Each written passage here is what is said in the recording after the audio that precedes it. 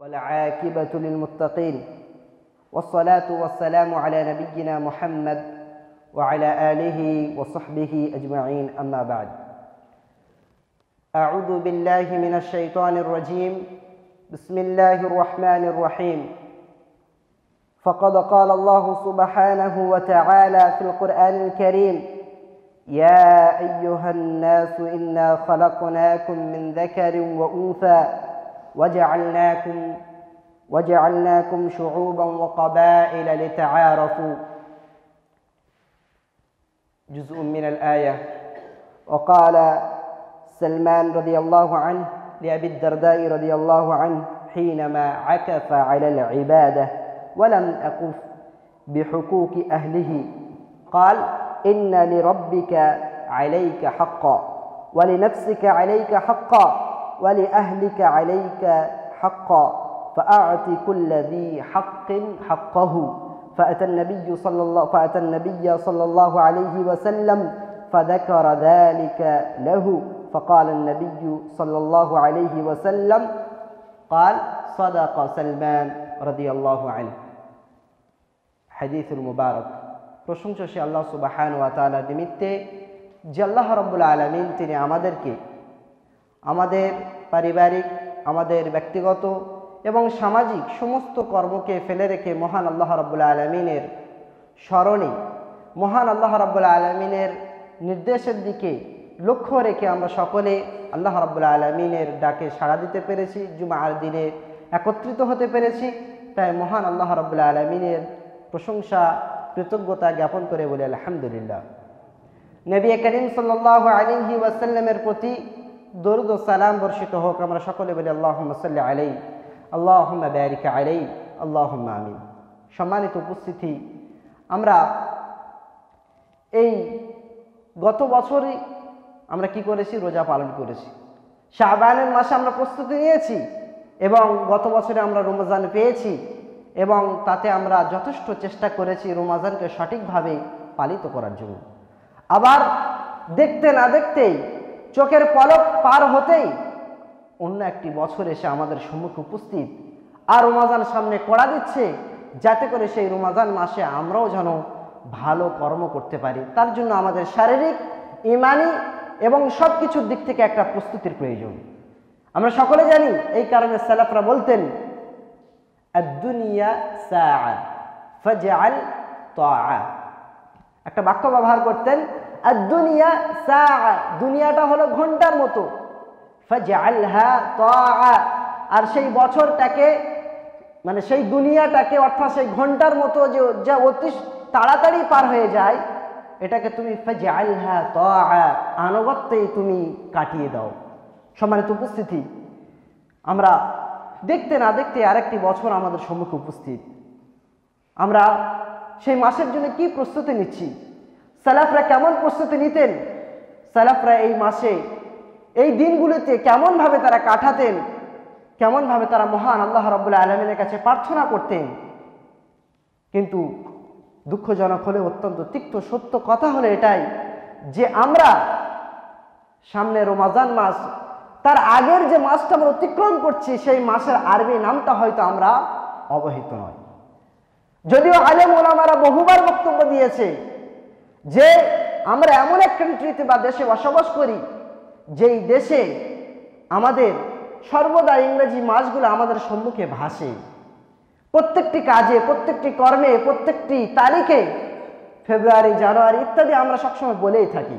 কিন্তু একজন মুসলিম হিসেবে এটা আমাদেরকেও জানতে হবে যে বিশেষ কিছু কিছু কর্ম এবং বিশেষ কিছু কিছু মাসে মহান আল্লাহ রাব্বুল আলামিন ফজিলতপূর্ণ রেখেছেন এবং সেই মাসগুলোতে কি করণীয়, এই রকম ভাবে আমরা প্রাথমিক যে জ্ঞানগুলো প্রয়োজন সেগুলো হয়তো আমরা জানি না বা অজ্ঞতা পর্যন্ত এখনো পর্যন্ত রয়ে গেছি। তাই আমাদের সকলকে সজাগ হওয়া উচিত, যাতে করে আমরা রমাদানুল মোবারক মাসকে সুস্বাগতম জানিয়ে সঠিকভাবে পালন করতে পারি। সম্মানিত উপস্থিতি, এটি হলো শাবান মাস। গত সপ্তাহে আপনারা হয়তো শুনেছেন এই শাবান মাসে কোরআন এবং সুন্নাহর দৃষ্টিকোণ দিয়ে কেমনভাবে সালাফরা অতিবাহিত করত, কেমনভাবে নবী করিম সাল্লাল্লাহু আলাইহি ওয়াসাল্লাম হাদিসের মধ্যে কি উল্লেখ করেছেন। আমরা জানি যে প্রতিদিন আল্লাহ রাব্বুল আলামিনের কাছে বান্দার আমলনামা পেশ করা হয়।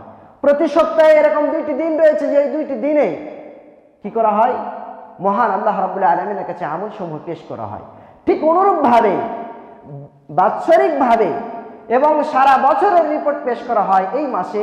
আর নবী করিম সাল্লাল্লাহু আলাইহি ওয়াসাল্লাম বলছেন যে ওয়া আনা উহিব, আমি এটা পছন্দ করি যে ওয়া আনা সাইম, এই অবস্থায় যে আমি সিয়াম অবস্থায় থাকবো, আর ওয়া আন ইউরফা আমালি ইলাল্লাহি আযজা ওয়া জাল, আমার আমলসমূহ মহান আল্লাহ রাব্বুল আলামিনের কাছে পেশ করা হোক এই অবস্থায় যে আমি পৃথিবীতে আল্লাহর আনুগত্যশীল অবস্থায় জীবনযাপন করছি বা দিন অতিবাহিত করছি, এই মুহূর্তে যেন আমার আমলনামাগুলো আল্লাহ রাব্বুল আলামিনের কাছে পেশ করা হয়।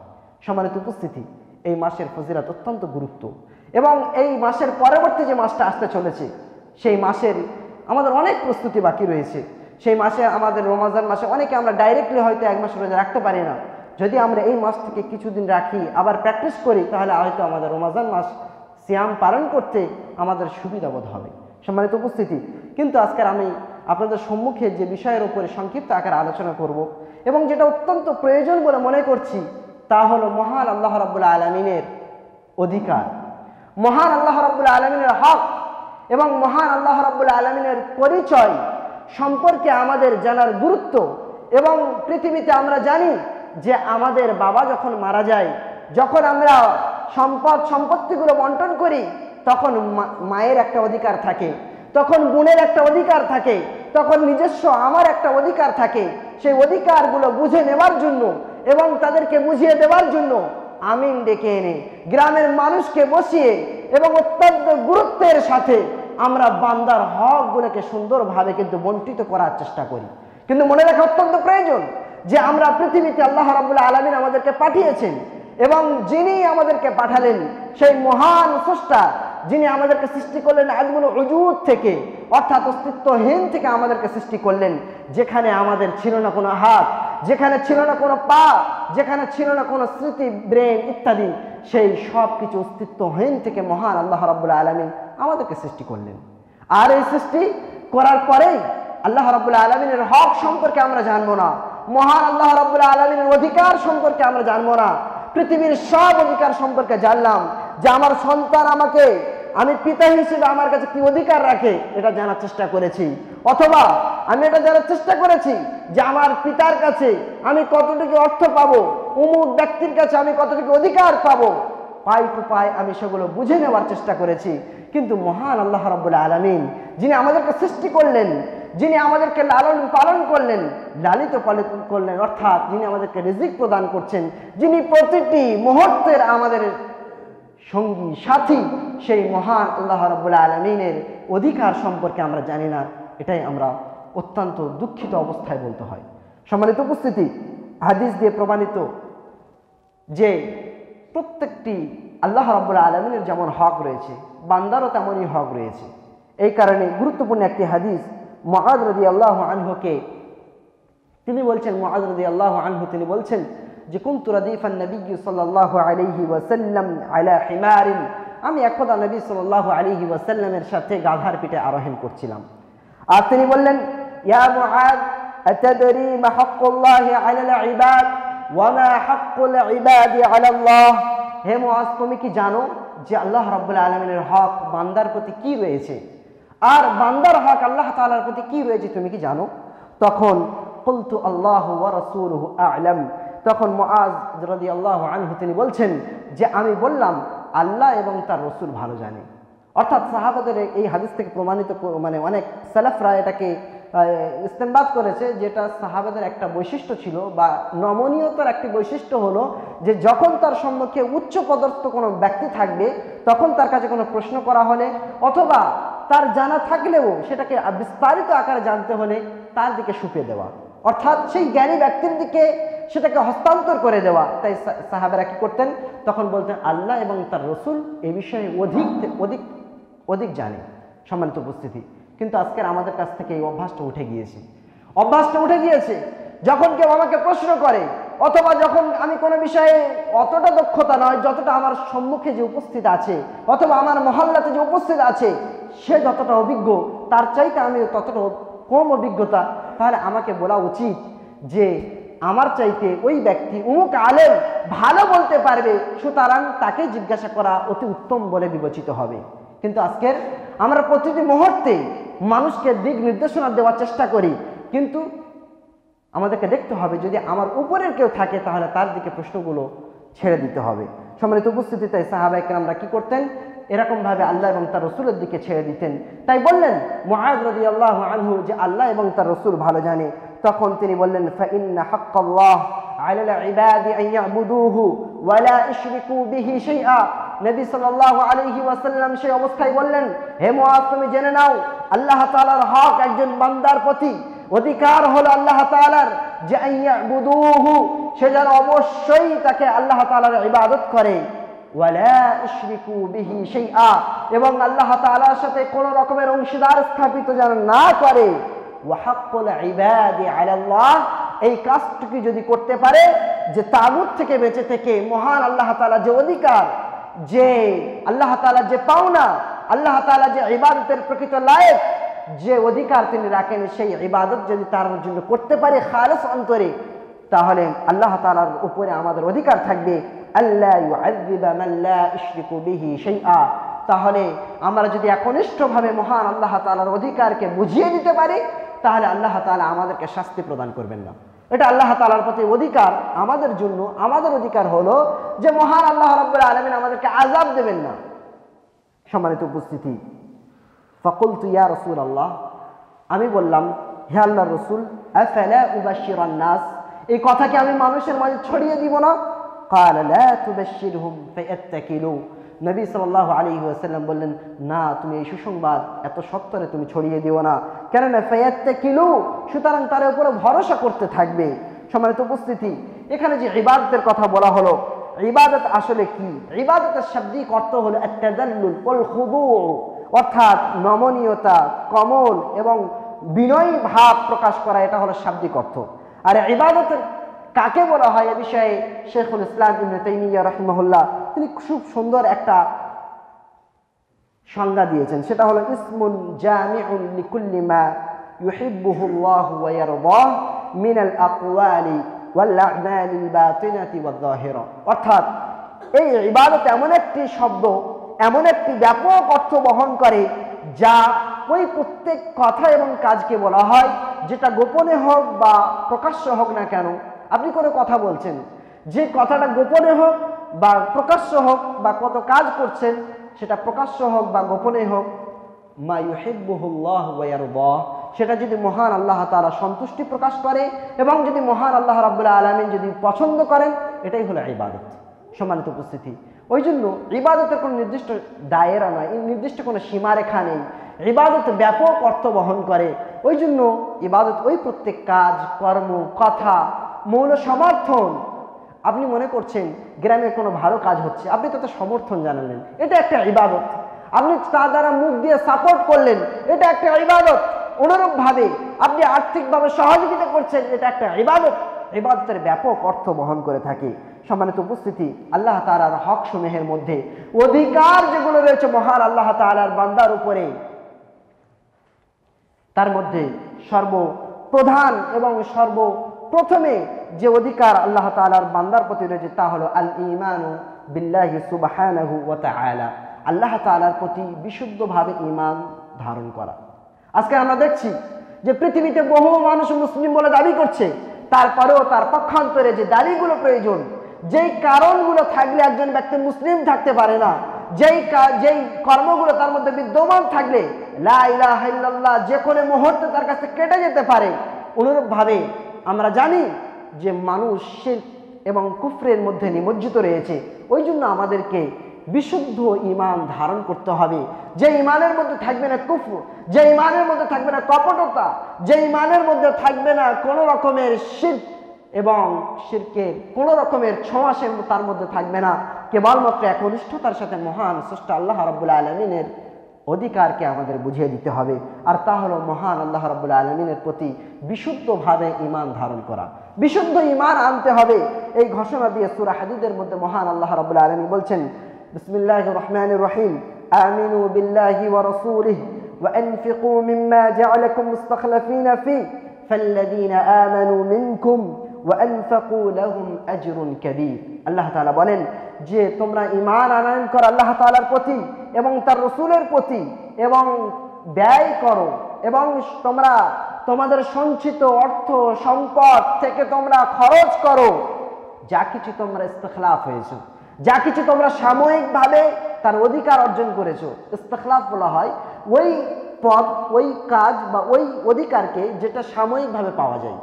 খলিফাতার থেকে এসে খলিফাতে ইস্তিখলাফ এসছে, অর্থাৎ মনে করে নেন খলিফা কাউকে নির্ধারণ করা হলো গভর্নর, সে কি স্থায়ী না, সে আবার কিছুদিন পরে পরিবর্তন হতে থাকবে।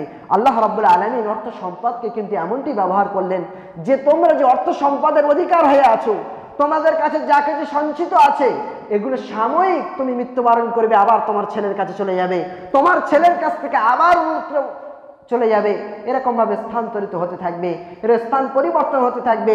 অতএব তোমরা এর অধিকার অর্জন করেছো কিন্তু সাময়িক অর্জন করেছো, অতএব তোমরা আল্লাহকে ভয় করে তোমাদের সম্পদ থেকে তোমরা ব্যয় করো। তারপর আল্লাহ তাআলা বলছেন ফাল্লাযীনা আমানু মিনকুম, সুতরাং অতঃপর যারা তোমাদের মধ্য থেকে ঈমান আনয়ন করেছে, ওয়া আনফাকু এবং অর্থ সম্পদ থেকে সঞ্চিত অর্থ থেকে ব্যয় করেছে দ্বীনের পথে, লাহুম আজরুন কাবীর, তাদের জন্য মহান প্রতিদান অপেক্ষা করছে, তাদের জন্য মহান প্রতিদান রয়েছে, বড় প্রতিদান পুরস্কার রয়েছে। আল্লাহ তাআলার পক্ষ থেকে যে ওয়াদা দেওয়া হয় তা হলো চিরসত্য। সম্মানিত উপস্থিতি, তাই আমাদেরকে বিশুদ্ধ ঈমান আনতে হবে, আর যদি বিশুদ্ধ ঈমান আনি তাহলে আমাদের জন্য সুসংবাদ রয়েছে। তারপরে দ্বিতীয় যে অধিকার মহান আল্লাহ রাব্বুল আলামিন নীতিবাচক, সেটা হলো মহান আল্লাহ তাআলার সাথে কাউকে শরীক স্থাপন করা যাবে না। মহান আল্লাহ রাব্বুল আলামিনের সাথে কাউকে অংশীদার স্থাপিত করা যাবে না। যে কাজ যে কর্ম করলে আল্লাহ তাআলার সাথে অংশীদার স্থাপিত করা হয় সেই সমস্ত যাবতীয় কুফর, যাবতীয় শিরকের কার্যকলাপ থেকে আমাদেরকে বেঁচে থাকতে হবে। এটা হলো নীতিবাচক দিক। সম্মানিত উপস্থিতি, আল্লাহ তাআলা তিনি অধিকারের দ্বিতীয় দিক হলো যে যাবতীয় কুফর এবং শিরক থেকে বেঁচে থাকতে হবে। আর কখন আপনি বেঁচে থাকবেন? যখন আপনি দ্বীন সম্পর্কে জানবেন, যখন আপনি তাওহীদ সম্পর্কে জানবেন, যখন মহান আল্লাহ তাআলার একত্ববাদ সম্পর্কে আপনি জ্ঞান অর্জন করবেন, তখনই কিন্তু আপনি তার বিপরীত কাজ থেকে বেঁচে থাকতে সক্ষম হবেন। সম্মানিত উপস্থিতি, আর আরেকটি অধিকার হলো যে মহান আল্লাহ রাব্বুল আলামিনের যে গুণাবলী রয়েছে তার প্রতি ঈমান আনয়ন করতে হবে। মহান আল্লাহ রাব্বুল আলামিন তিনি পবিত্র কোরআনুল কারীমের মধ্যে বলছেন লাইসা কামিথলিহি শাই ওয়া হুয়াস সামিউল বাসীর, অর্থাৎ তিনি সর্বশ্রোতা, তিনি সর্বদ্রষ্টা, কিন্তু লাইসা কামিথলিহি শাই, তার সাদৃশ্য, তার তাসবিহ এই পৃথিবীর মধ্যে কোনো কিছুই নেই।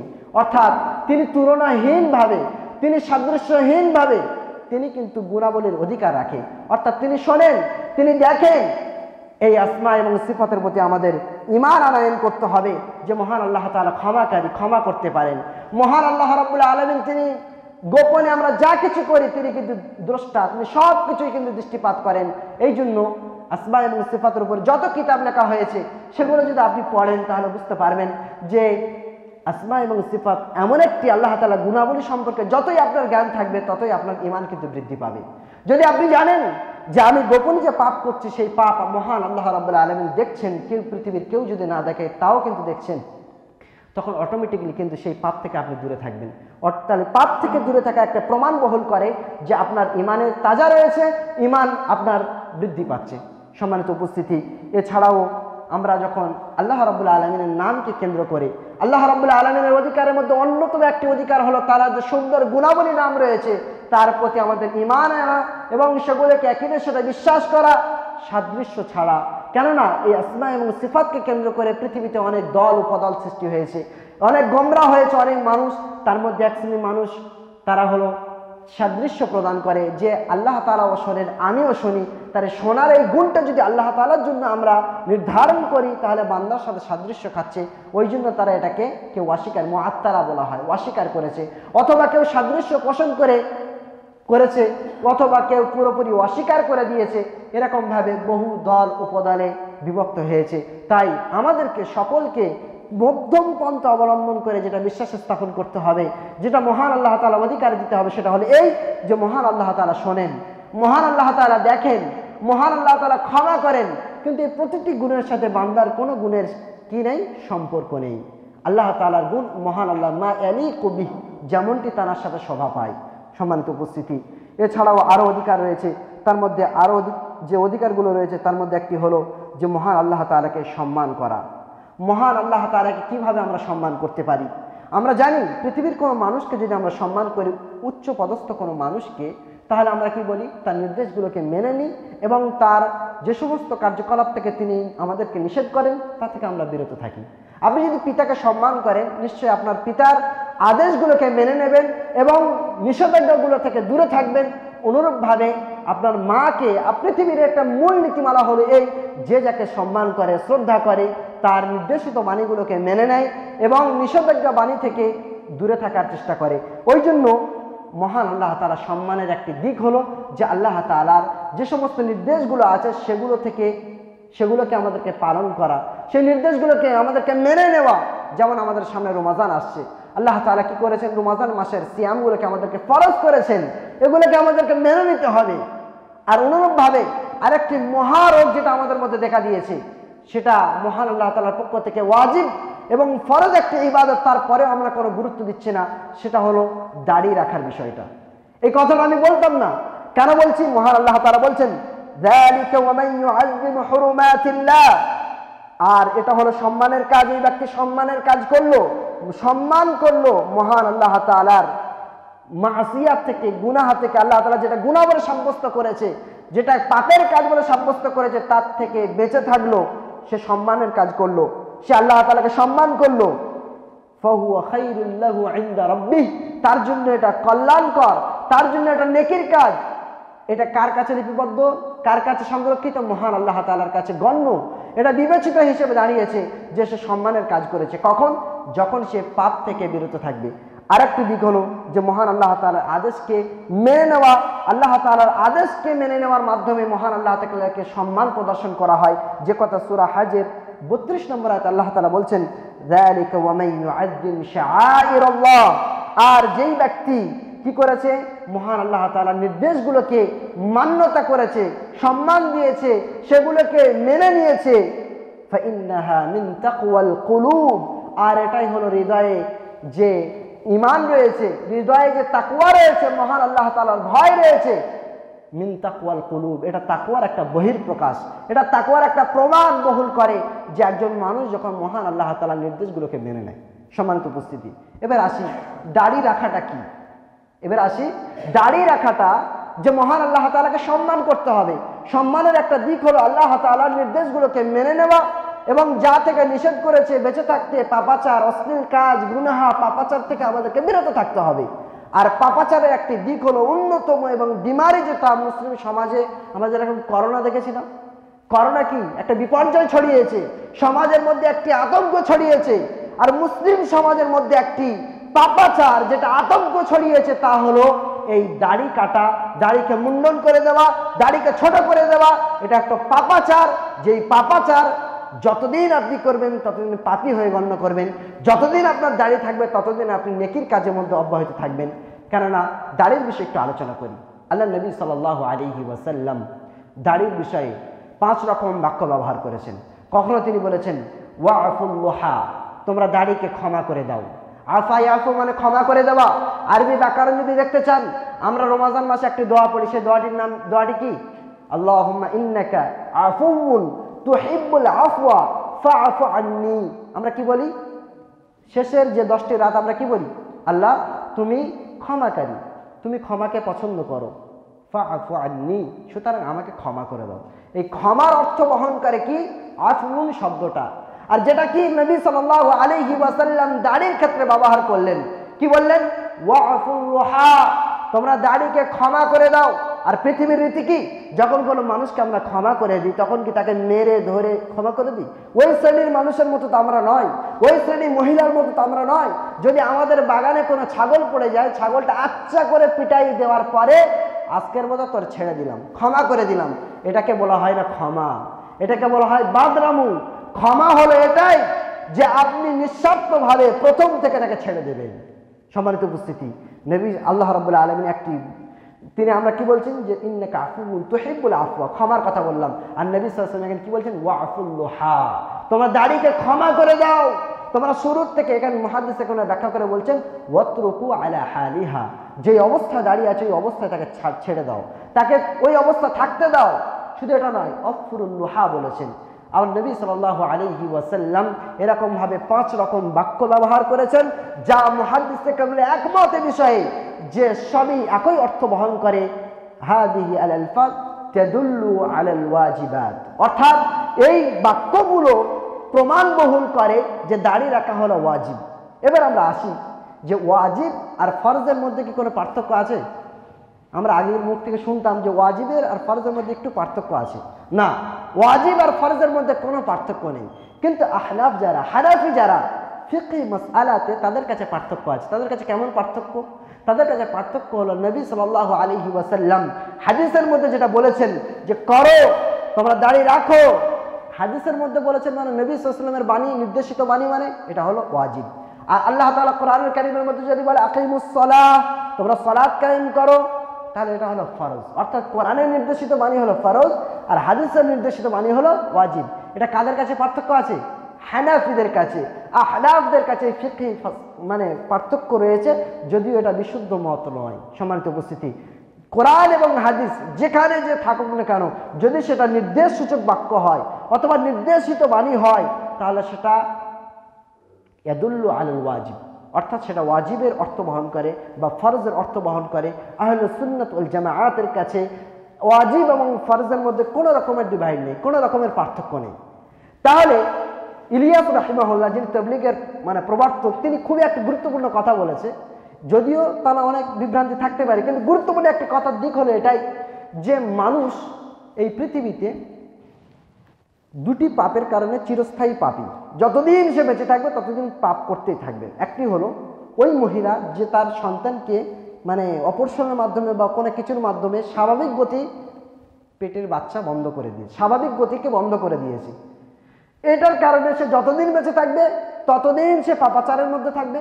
আরেক শ্রেণী মানুষ হলো ওই শ্রেণী মানুষ যারা তাদের দাড়িকে মুন্ডন করে, অর্থাৎ তার যতদিন দাড়ি থাকবে না ততদিন সে পাপের মধ্যে আছে, আর যতদিন তার দাড়ি রয়েছে মানে ততদিন পর্যন্ত সে নেকির মধ্যে রয়েছে।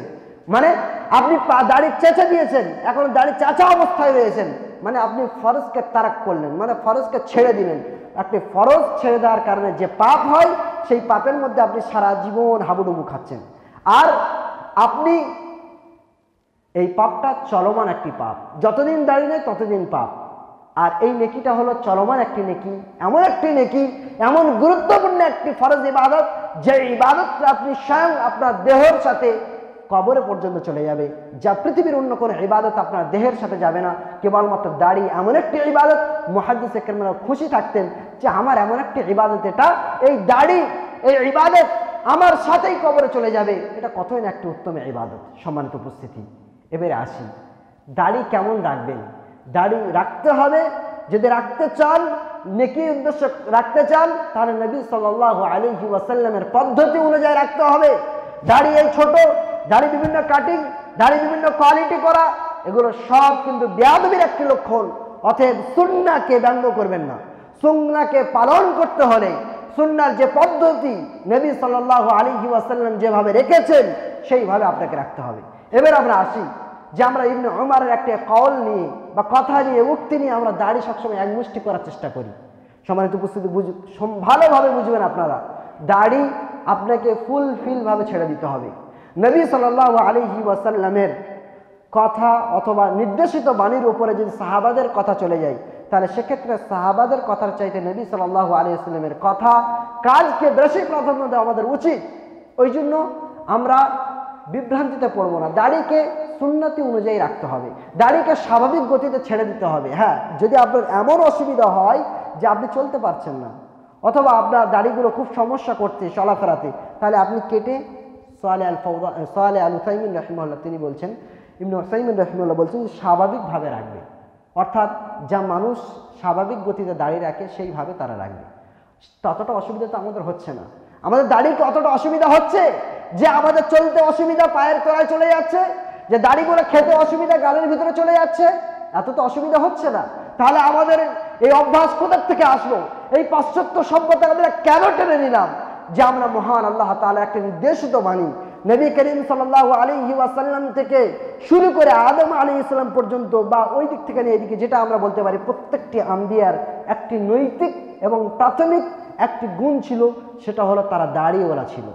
কোন নবী এমন ছিল না পৃথিবীতে, কোন সৎ ব্যক্তি এমন ছিল না পৃথিবীতে আদম আলাইহিস সালাম থেকে নিয়ে মুহাম্মদ সাল্লাল্লাহু আলাইহি ওয়াসাল্লাম পর্যন্ত যে তারা দাড়ি চেঁচে মুসলমান ছিল, তারা দাড়ি চেঁচে আল্লাহর ইবাদত করত, তারা দাড়িওয়ালা ছিল। এটা পৃথিবীতে যুগ যুগ ধরে সৎ মানুষদের একটি গুণাবলী বলে বহন করে আসছে। অতএব এই গুণাবলীতে কালি চিহ্ন ফেলার চেষ্টা করবেন না। অতএব আপনারা দাড়ি রাখার চেষ্টা করুন। এটাকে ফরজ ইবাদত ভাবুন, এটা সুন্নাত নয়, এটা মুস্তাহাব নয়, এটা আপনাকে রাখতেই হবে। আর না রাখলে আপনি পাপী হবেন, আপনি মহান আল্লাহ তাআলার নির্দেশিত বাণীকে আপনি উপেক্ষা করছেন। অতএব আমি এটাকে গুরুত্ব দেওয়ার কেন চেষ্টা করলাম? ওই সমস্ত বিষয়ে গুরুত্ব দেওয়া উচিত বলে মনে করি আমি, যে সমস্ত বিষয় সমাজের মধ্যে রোগ ধরে আছে। সম্মানিত উপস্থিতি, দাড়িকে সুন্নতি পদ্ধতিতে রাখবেন। কিভাবে সুন্নত, কতটুকু কাটা যাবে, কি করবেন, আরো বিস্তারিত জানার জন্য উচ্চ পদস্থ আলেমদের কাছে জিজ্ঞাসা করবেন বলে আশা করছি ইনশাআল্লাহ। এছাড়াও মহান আল্লাহ রাব্বুল আলামিনের আরো যে হকগুলো রয়েছে তার মধ্যে একটি হলো যে আল্লাহ তাআলাকে লজ্জা করা, আল্লাহ তাআলাকে গোপন এবং প্রকাশ্যে ভয় করা। মহান আল্লাহ তাআলা তিনি আফসোস করে বলছেন, ইস্তাগফুনা মিনান নাস ওয়া লা ইস্তাগফুনা মিনাল্লাহ ওয়া হুয়া মাআহুম ইয ইউবাইয়িতুনা মা লা ইয়ারদা মিনাল কওল ওয়া কানা আল্লাহু বিমা ইয়া'মালুনা মুহীতা। আল্লাহ তাআলা বলছেন সেই সমস্ত ব্যক্তিদের কি হয়েছে, তারা মানুষকে দেখে লুকানোর চেষ্টা করে। কোন পাপ করবে, মানুষকে দেখে লুকানোর চেষ্টা করছে। কোন এমন কাজ করবে যা মহান আল্লাহ তাআলা সন্তুষ্ট নয়, তারা মানুষকে দেখে লুকানোর চেষ্টা করছে। ওয়ালা ইস্তাগফুনা মিনাল্লাহ, কিন্তু আল্লাহকে দেখে তারা লুকানোর চেষ্টা করে না, আল্লাহকে দেখে নিজেদেরকে সংযত করার চেষ্টা করে না, তারা ভয় পায় না, তারা লজ্জাবোধ করে না মহান আল্লাহকে দেখে। কিন্তু ওয়া হুয়া মাআহুম, যদিও মহান আল্লাহ তাআলা তাদের সাথে রয়েছেন, তাদের প্রতিটি খবর জানেন। এমনকি ইয ইউবাইয়িতুনা মা লা ইয়ারদা মিনাল কওল, তারা রাত্র যাপন করে, রাত অতিবাহিত করে করে যে বিষয়গুলো আলোচনা করে, সে বিষয়ে মহান আল্লাহ তাআলা সন্তুষ্ট নয়, সেই কথাবার্তার উপরে তাদের সাথে রয়েছে, তারপরেও তারা এই কথার প্রতি গুরুত্ব আরোপ করে না। ওয়া কানা আল্লাহু বিমা ইয়া'মালুনা মুহীতা, তারা যা কিছুই করে না কেন তা মহান আল্লাহ রাব্বুল আলামিন সেগুলো তার ইলম দ্বারা বেষ্টন করে রেখেছে, অর্থাৎ সেগুলোকে ইহাতত করে রেখেছে। কোনোদিন কোনো মানুষ এমন কর্ম করতে পারবে না যে কর্মটা মহান আল্লাহ তাআলা জ্ঞানের বাইরে হয়ে যাবে। সম্মানিত উপস্থিতি, ওই জন্য আমাদেরকে মহান আল্লাহ তাআলাকে লজ্জা করা উচিত, মহান আল্লাহ রাব্বুল আলামিনকে আমাদেরকে ভয় করা উচিত, গোপনে এবং প্রকাশ্যে। এছাড়াও মহান আল্লাহ তাআলার একটি অধিকার, অন্যতম অধিকার হলো যে মহান আল্লাহ রাব্বুল আলামিন নির্দেশিত বাণীর কাছে কি করা, মাথা নত করা, সেগুলোকে মেনে নেওয়া। এই কথা সূরা আহজাবের মধ্যে আল্লাহ তাআলা বলেছেন, ওয়া মা কানা লিমুমিনিন ওয়ালা মুমিনাতিন ইযা কাদাল্লাহু ওয়া রাসূলুহু আমরান আন ইয়াকুনা লাহুমুল খিয়ারাতু মিন আমরিহিম ওয়া মান ইয়াসিল্লাহা ওয়া রাসূলুহু ফাকাদ যাল্লা যালালাম মুবিনা। আল্লাহ তাআলা বলেন যে একজন মুমিন নর এবং নারী এটা কোনো অধিকার নেই যে ইযা কাদাল্লাহু ওয়া রাসূলুহু আমরান, যখন আল্লাহ তাআলা কোনো ফয়সালা করে দেবেন অথবা রাসূল সাল্লাল্লাহু আলাইহি ওয়াসাল্লাম কোনো কিছু কি করবেন, নির্ধারণ করে দেবেন, ফয়সালা করে দেবেন, আর তারপরে আইয়াকুনা লাহুমুল খিয়ারা, তাদের কোনো ইখতিয়ার থাকবে না, স্বাধীনতা থাকবে না যে আমি এটা করবো কি করব না। রাসূল আপনাকে বলেছে দাড়ি রাখতেই হবে, আর আপনি বলছেন যে আমি রাখবো কি রাখবো না, কি করব কি ভাববো, চিন্তা করব, আবার রাখবো, আবার কাটিং করব, এই চিন্তা ভাবনা চলবে না। রাসূল যেটা ফয়সালা করেছে, আল্লাহ তাআলা যেটা ফয়সালা করেছে, সেটা আপনাকে নিঃস্বার্থভাবে মাথা নত করে দেওয়া, কুটুক্তিবিহীন সেটাকে মেনে নেওয়া, এটাই হলো একজন মুমিনের জন্য করণীয় এবং মহান আল্লাহ তাআলার অধিকার।